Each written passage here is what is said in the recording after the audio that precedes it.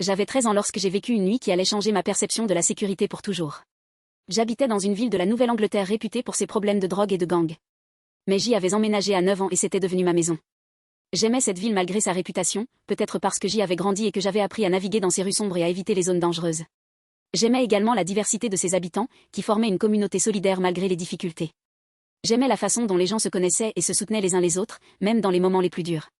Je m'entendais bien avec tout le monde, même avec des personnes dangereuses qui étaient devenues des amis proches. Je me sentais en sécurité, peut-être naïvement, car je croyais que rien de mal ne pouvait m'arriver dans ma ville. Un soir, je suis allée au supermarché local pour acheter quelque chose de base tandis que ma mère attendait dans la voiture. La nuit était calme, avec une lune pleine qui éclairait les rues vides.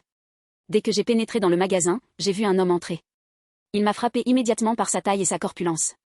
Je mesurais 1,70 m à 13 ans, et il devait faire au moins 2,03 m, avec une carrure de linebacker.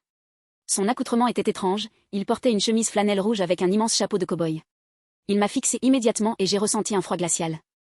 J'ai essayé de continuer à faire mes courses, mais je sentais son regard sur moi, comme s'il me suivait partout dans le magasin. Je l'ai vu se diriger vers moi, et j'ai accéléré le pas pour garder ma distance. Il a commencé à courir après moi, et j'ai paniqué.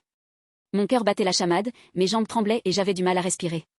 J'ai abandonné mon panier et je suis sortie du magasin en courant, laissant derrière moi les produits que j'avais choisis. J'ai traversé le parking et sauté dans la voiture de ma mère, qui m'a demandé ce qui n'allait pas. Je lui ai dit que le magasin était fermé, et elle n'a pas insisté, peut-être parce qu'elle était habituée à mes blagues et à mes excuses pour éviter les ennuis.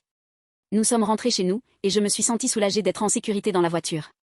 Le lendemain, en rentrant de l'école, j'ai appris que la police avait trouvé un homme armé dans les bois à proximité de notre appartement. Il avait braqué une maison à proximité et était en fuite. La police a découvert qu'il s'agissait du même homme que j'avais vu au supermarché. J'ai eu la chair de poule en pensant que j'avais failli être sa prochaine victime. Le chasseur de la nuit, je ne veux jamais le revoir.